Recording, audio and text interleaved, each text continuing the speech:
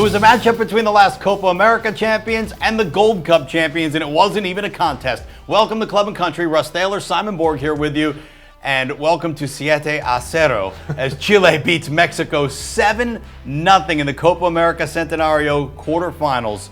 What happened, Simon? Russ, one of those matchups.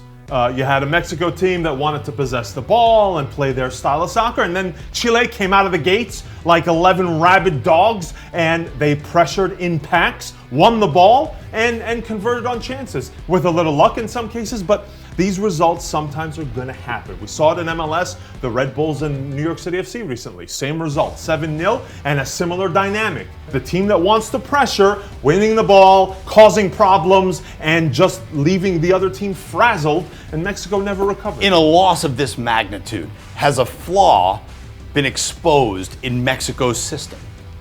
Well, I mean, you look at this, and while I was asking myself, 7-0, when is Mexico going to fight back? When are they going to throw a punch themselves in this game? And you never really saw it. And I get that when the result is getting out of hand, the heads go down, they know they're not going to win.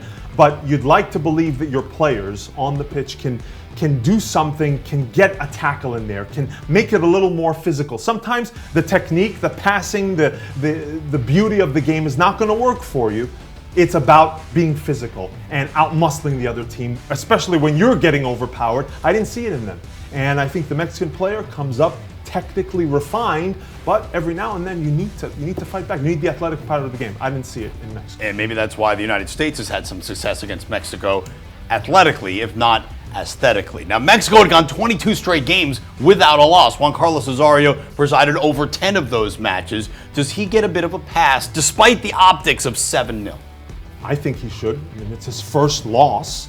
I get 7-0 as a heavy defeat. I get that in some places people might consider that embarrassing.